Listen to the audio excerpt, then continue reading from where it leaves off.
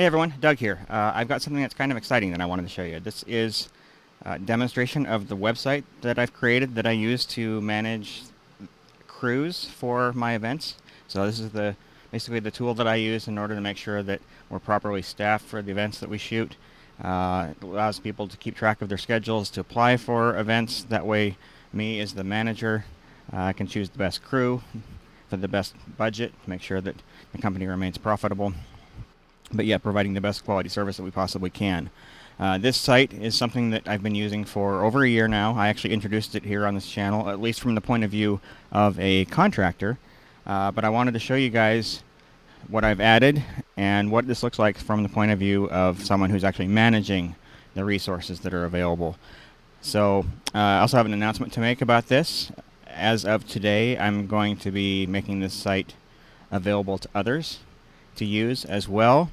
It's not going to be free, but it is going to be priced competitively, and there are some distinct advantages to using this versus some other tools, not just because it's specifically designed for managing video crews, but also because I'm a software developer and I use this on my own, and I'm constantly making improvements to it, and I'm also willing to listen to the community to find out what needs to be changed or improved or added to it in order to make it more useful. So the demo that I'm going to give today is really designed to be from the point of view of a manager or administrator and someone who's managing the crew and making the assignments for the different jobs that are required in order to make a video production come together.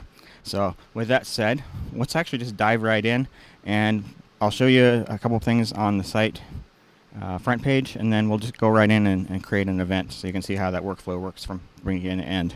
So here is the homepage. So this is the first page that someone sees when they actually log in. There's a couple of things that are here that are conditional, and I'll explain some of that. But so across the top, you have the different major categories here. So the home, this is the page that we're on. My profile is where you set up your preferences as to what types of jobs you're notified of. So, for example, the travel distance, how far you're willing to travel. Email and text message preferences, like which types of alerts you want to receive there. Skills is where you set the list of skills that you're interested in performing. And blog, there's actually a blog here on the site. I use that to communicate changes to the website and general training and information for the people who work with us. Messages is very similar to email, but it actually does more, and I'll actually demonstrate that because it's pretty cool. Events is the list of events that are happening and people can sign up for. History basically shows you jobs that you've worked in the past, as well as invoicing and things like that. Videos is a list of training videos that are available for crew. Crew is a list of crew members, and then there's a link here for admin features that are only available for site administrators. So on the front page here, this looks very similar to what a contractor or a crew member would actually see when they log in, with a couple of exceptions. So generally speaking, this is very similar. The one major difference that administrators have here is this event status link. And if I click on that, you can see that I've got 3 different events scheduled in the system right now. And at a high level, you can see this is color-coded in red, indicating that we don't have enough camera operators for this particular event. Like, we needed 3, none have been hired, none have even applied, and we've extended 0 offers to crew members in order to staff that. Down below that, we can see that there was 1 director position, and director is hired, and because the position's been filled, it shows up in sort of this darker gray color, indicating that status is okay. So go a little further down, you can see some other red ones here, indicating those are positions that have not yet been filled. So this event status page is not available to crew members, it is available to managers and event organizers. Other couple interesting things here. We've got a call sheet. You can see on here, this is what the call sheets look like. So we've got 2 different call sheets that are showing up here. One for August 12th, which is tomorrow, as of the day I'm filming this. It shows the sunrise and sunset. So you can use that to know when golden hour is, or for lighting purposes. It also shows weather forecasts. So if you're going to be shooting outdoors, you know how to plan accordingly, according to the weather conditions. And then down below that, we have the list of people who are actually working in that particular event. So it shows their job, their name. I've got my account set so that my cell phone and email address are not shown to other crew members. That's a configurable option in the profile. And then it shows the call time and the start time for each of the different positions on the crew. So, you might be able to get away with certain crew members arriving later in the day than others, depending on what setup needs to be taking place. The call sheet tab does show up within, I think it's 3 or 4 days. I forget the exact number, but it's within 3 or 4 days of the time an event actually takes place. Otherwise, that tab disappears. So if someone's not scheduled for an event, the call sheet tab is not there. Normally, when someone logs in, if they haven't been hired for anything, they actually go directly to the opportunities page.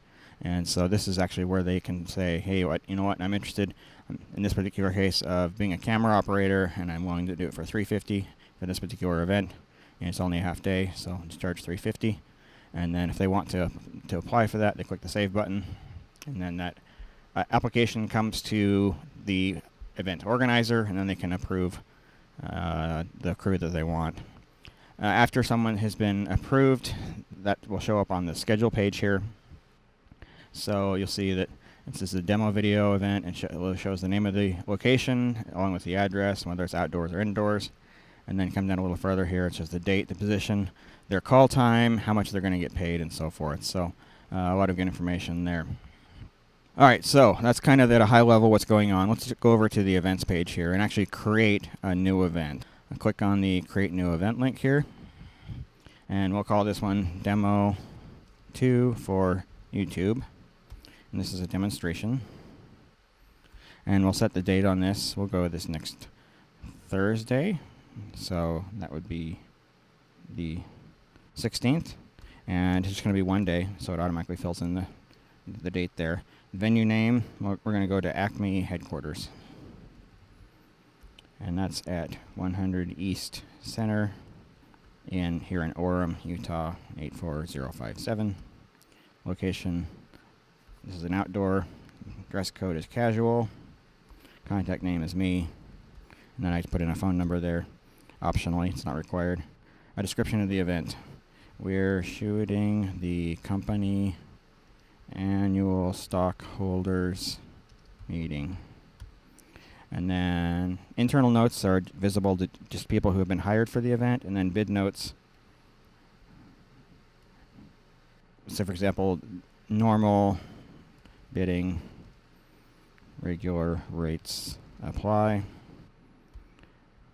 And then this notice is something that's visible to people who have not yet applied for the event. The organizer, you're able to set a particular person on the site as an organizer, and as an organizer, they have additional rights to view and edit things beyond what a normal crew member would have. Then we've got some flags down here to say, hey, this is an unpaid event, or there's going to be travel expense. If there are travel expenses, they're going to be covered by the company. And there's an option here to make this a private event. Now, a private event is one that crew members can't actually see until I, as an organizer, have hired them. So it doesn't show up in their opportunities list, but if they've been hired, it does show up on their schedule. So just for events that you have a very specific crew in mind, you can actually still use that feature. All right. So, and then the last thing here is this is just to help figure out how much media is going to be required. So in this case, we're going to shoot 2 hours of media, 4 cameras, 2 program feeds, and we'll do isolated feeds. And then the video format on this, we're going to do 1080p 30. So from there, that basically defines the main properties for the event itself. So anything that applies to all days of the event, that's all set here on this page. Now, when we need to define the needs for any particular day, so the number of crew members in the different positions, that's when we go over this day needs. So I click on the day needs button, and that will save the event. And then this is where we start setting call time. This is a per day type of property. So call time is 12 p.m. The meeting starts at 3 p.m. and it goes till 5 p.m. Okay, and then DJP is going to be, we're going to be paid $4,000 for this event, and meals provided. We'll do snacks, since it is just a short event. And then we'll come. This is where we come down here and define the different needs that we have for staffing. So we have camera operators. We're going to say we need 4 camera operators, and we can leave the call time, start time, and end time blank if they just match the general one here. And then let's also add a director. Just need 1. And then additionally, we'll add a gopher, and they need to show up at 1 o'clock instead of noon. And Then we can go ahead and say, hey, we're going to set this event to active, and then there's a checkbox to basically say we're going to go ahead and send email alerts to potential crew members on this one. So I'm going to click on save here. That will save the event. You can see the test event demo 2 for YouTube. It shows up here in the list. If we need to make additional changes, we can click on the edit link here, and that basically takes us to a screen that looks just like the one we used when we created it. Or if you want to see what hired crew members are actually going to see, then you come in here and you can click on that link, and that's where it shows. It shows you the map, it shows you your data requirements, basically all the information that your crew members need to see in order to be able to work the event. So a couple of cool features here, like for example, it figures the data requirement. That's based on how many cameras you set and the amount of recording time. We can attach files to this, so if we have things like maps or scripts or anything like that, we can store those here along with the event, and then any crew members who are working the event can download those. If we have a repeating event that we do over and over again, we can basically say, come in here and say we're gonna have the same event again in September, and you can fill in the date there, and it'll actually make a copy of it along with all the crew needs and so forth. So that's kind of the gist of it. There's some other things here, like you can set event links. So if you want to incorporate Dropbox or something like that, you can set a link to the Dropbox folder where you might be storing other files, or a link to the client's website, so the crew can become familiar with what the company does and whatnot. So the other thing that we use this for is we actually put the URLs for the finished videos. So like a lot of the events that we've shot in the past that end up on YouTube, I'll go back retroactively and put links to those here on this page, and then those links actually get emailed out to the crew members so they can see their work and see what they did, and if they want to share it with others. So and then the last thing here, or last couple things, the call sheet. Nobody's been hired yet, so the call sheet's empty. And then there is a feature here to exchange messages between members of the crew. So if somebody has questions, they can come on here, post a message, and then organizers can reply. You have additional information that you want to include along with the event, you can post it in the form of a message, and then people can reply to that and actually start a dialogue and start a conversation there. So, all right, now one thing that happened when I clicked on here is an email that actually went out to one of the contractors. So basically being alerted that, hey, there's an event. It's in Orem, Utah.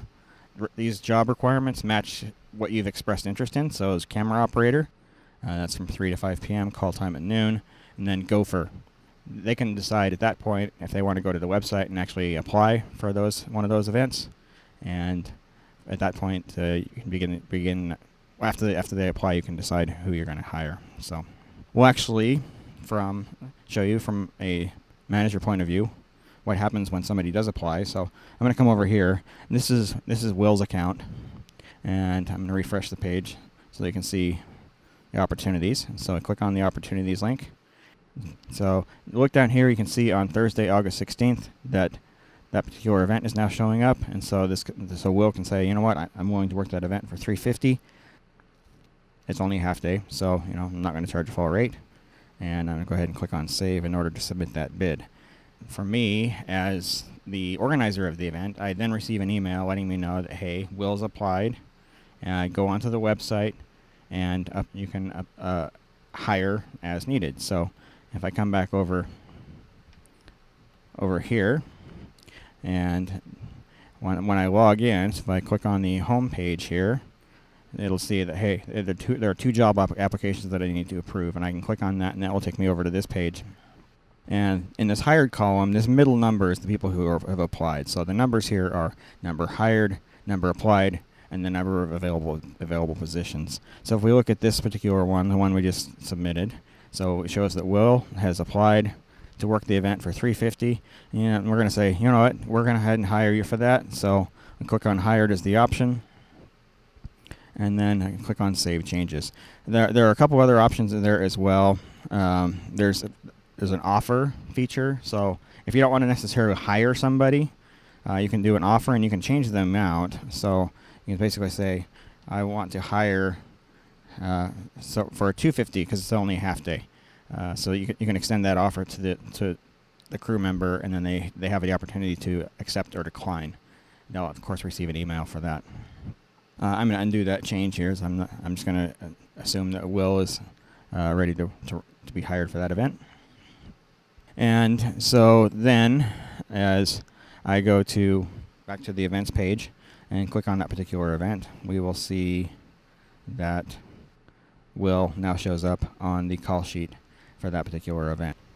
All right, so if we take a look here in Will's email, we'll see some of the emails that we've talked about here. So the first one, when Will actually applied for the event, the site sent an email to him, let him know, hey, we received your application. So you look at that email here, and you can see there's a status of applied.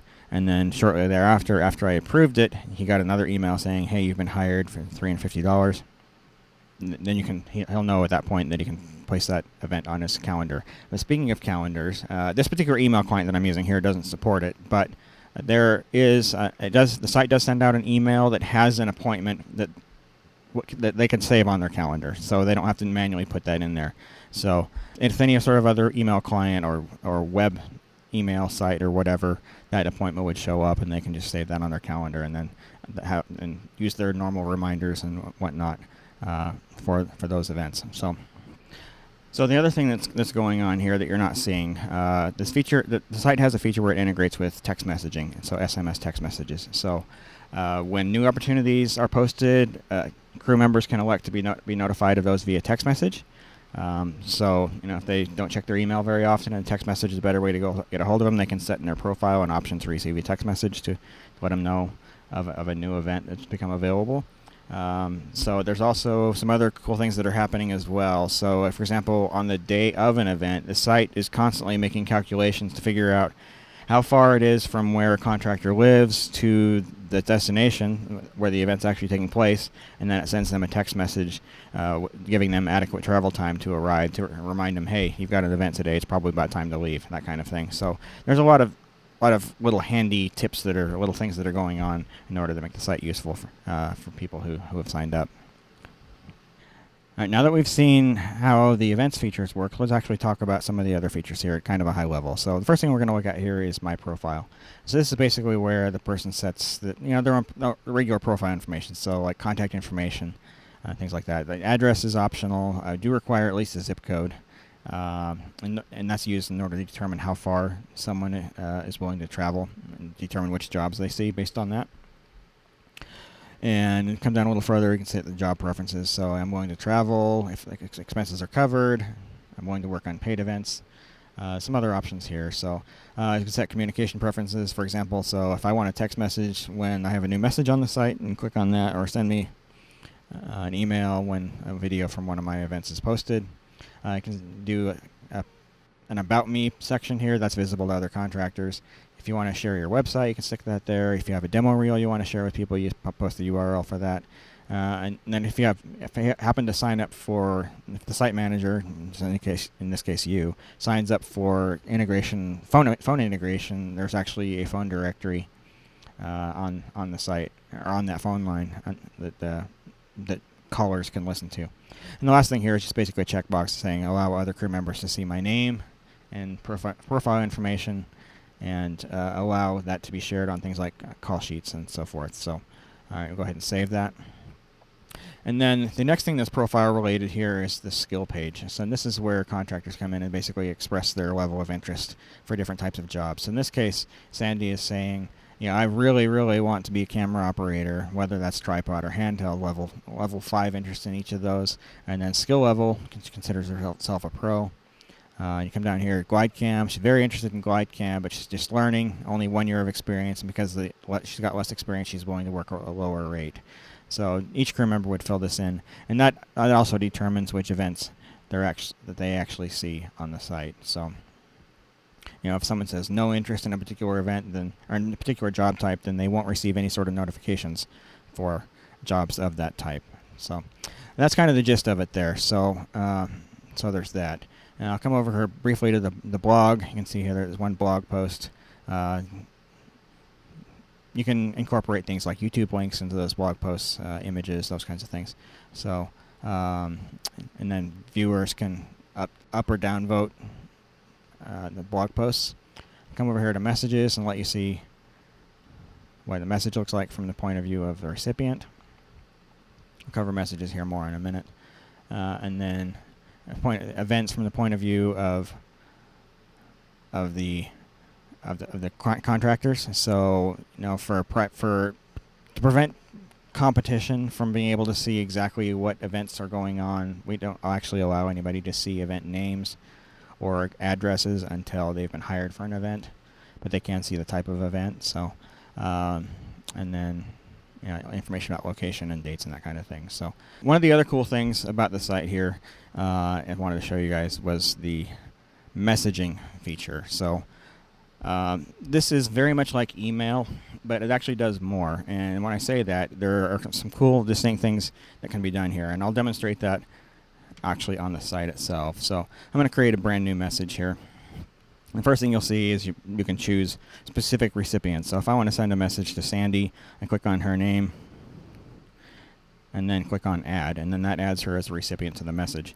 But the other thing that we can do here is instead of just sending to a particular person, we can send messages to a position or to an event. And what that means is, say for example, if I want to send a message to all camera operators, I can do that. And if I send that message today on Saturday, and then a new contractor signs up on the site on Tuesday, so 3 days from now, and they've indicated they want to be a camera operator, they will receive that message even though it was created before they signed up on the site. And for that, so you can use that for like setting policies and a bunch of other cool things. You can use that for. You can also assign messages to specific events. So you can say everybody who's working this particular demo event next week. So for example, we'll say anybody who's been hired for that demo 2 for YouTube event, we can send the message to them, and then anybody who's hired for that, whether they're hired today or Wednesday or whatever, they will receive the message. So there's kind of some cool capabilities there. Scrolling down a little bit farther here, I'm going to go ahead and put in a test subject, and then this is the test body for the message. And we've got some other cool things here. Like for example, we've got this option down here to expire a message after some particular date. So for example, this message is concerning an event that occurs this next Thursday. So the message really no longer applies after that event is over. So I can click on expire after, and then I'll say the 18th, so 2 days after the event actually takes place. And then once that day is reached, this message will actually disappear out of the recipient's inboxes and go directly into their trash. That way the site sort of manages the user's inboxes a little bit and makes it a little bit easier for them to keep that neat and clean and not have to worry about deleting messages that are no longer applicable. So you can use that, for example, for a staff meeting. So you got a staff meeting on Thursday, you set the message to expire on Friday, and then once Friday arrives, that message just disappears. And they can still view it by going to their trash, but it disappears from the inbox. So the other couple things we can do here, we can delay a message. So if I want to create a message today, but that doesn't actually go out until Monday, I just set that date there. That's something that's only available to managers. There's also the option here to forward messages to email. And for most people, that's turned on automatically. Realize with this type of site that people aren't necessarily going to be logging in every day, and so one of the best ways to get messages to them is through their email. And so we've got that feature there. If I click on the message here to view it, one thing you'll notice here down at the bottom is that it shows the list of individual recipients, and it tells you when they've read the message, when those messages have actually been forwarded. The site doesn't automatically do the forwarding in order to, basically because we don't want the process of creating the message to take a long time while it's doing the forwarding. So it does the forwarding behind the scenes. And in this case, I've viewed this message so quickly that it hasn't been forwarded just yet. But once the message has been forwarded, it shows the date. And then if they read the message in their email, the site is able to tell that, and then it shows you in this forward red column when they actually receive the message in their email box. So they don't have to log into the site in order to trigger that. You can also see when someone has replied and when they've deleted the message as well. So lots of cool things there. The other thing that's kind of unique about messages is we come over to the outbox, and if I actually delete a message out of the I'll do it here with the trash can. So if I click on this, if I delete a message out of the outbox, it actually gets deleted out of the recipient's inboxes as well. So that way, if you accidentally send a message or conditions changed or whatever, or the message no longer applies, you can just delete it, and then it disappears completely. And then in that case, it doesn't even go to their trash; it just disappears entirely. So there's no trace of it, no trace that it ever even happened.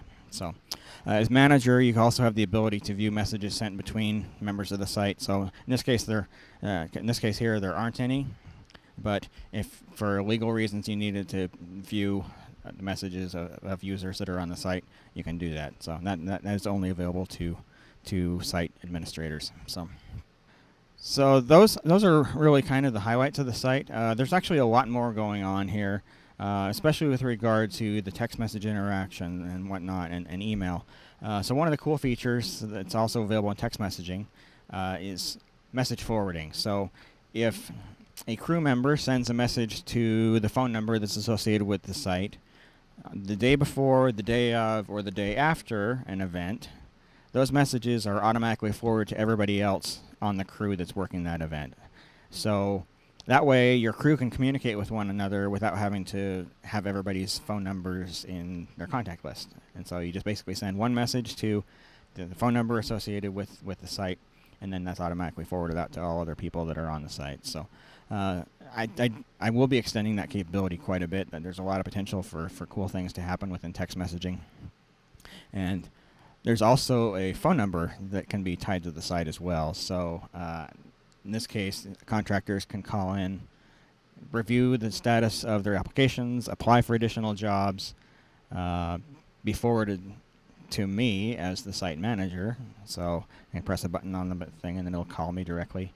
Just a lot of cool integration features that are available because of that integration between the site and the phone system.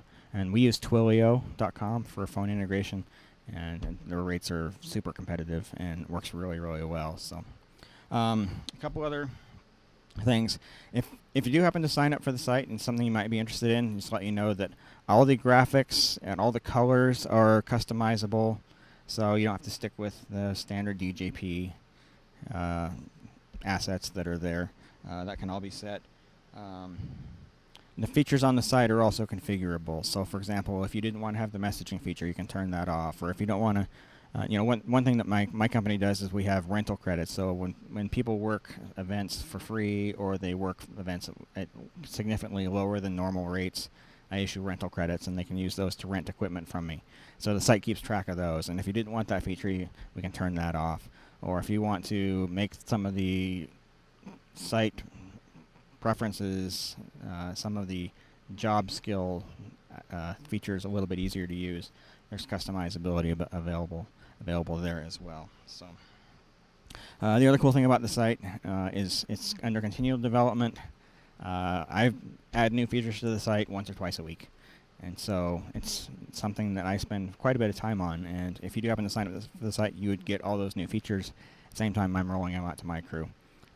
So you're getting the benefit of continual development.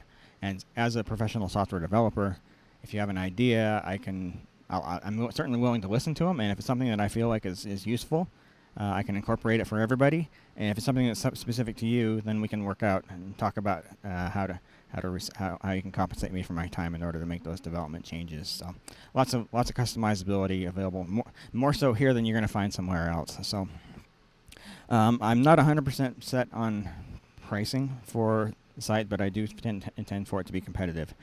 So if this is the sort of tool that would be useful to you, please go to my website, djprod.biz, or you can go directly to djp.li/contact, and it'll take you right to the contact page in order to get a hold of me. And I can set up a trial for you. We can actually build a site for you to play with before we actually sign any paperwork in order to get the thing going for you. So, if you guys have any questions about this, please ask in the comment section down below. I'll try and answer those as quickly as possible.